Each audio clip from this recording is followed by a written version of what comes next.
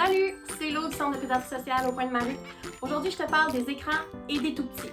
Si tu veux des trucs et astuces pour éviter les écrans avec ton tout-petit, reste jusqu'à la fin. Les écrans et les tout-petits, c'est le débat du moment.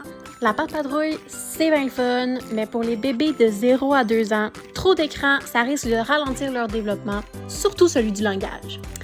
Même si Chase et Marshall sont super cool, entendre « patrouille à l'attaque » à travers l'écran, ça aide pas nos cocos à dire « papa » et « maman ». Au-delà du langage, le plus important, c'est que pendant que nos cocos regardent les aventures de Bluey, ils oublient de bouger et de jouer comme un vrai petit aventurier.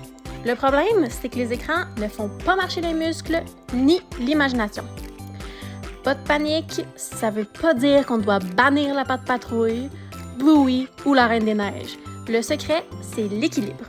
Un film, une fois de temps en temps, pour se libérer, délivrer et avoir le temps de respirer, c'est bien correct, mais pour le reste, la vraie vie, c'est le best.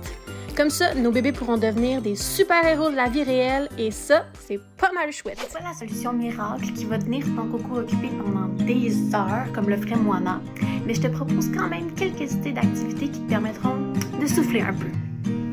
Les activités sensorielles.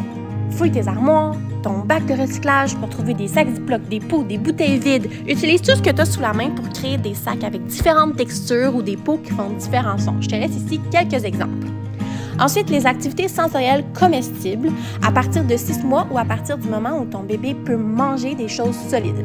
Il suffit d'un pot et de quelque chose que ton bébé peut manger, comme par exemple des céréales, des purées, de l'eau, etc. Mets des jouets dedans et bébé pourra alors s'amuser à chercher ses jouets et à goûter ce qu'il explore. Tu peux aussi faire des activités qui encouragent la motricité fine. Encore une fois, tu n'as pas besoin de grand-chose, il suffit d'être créatif.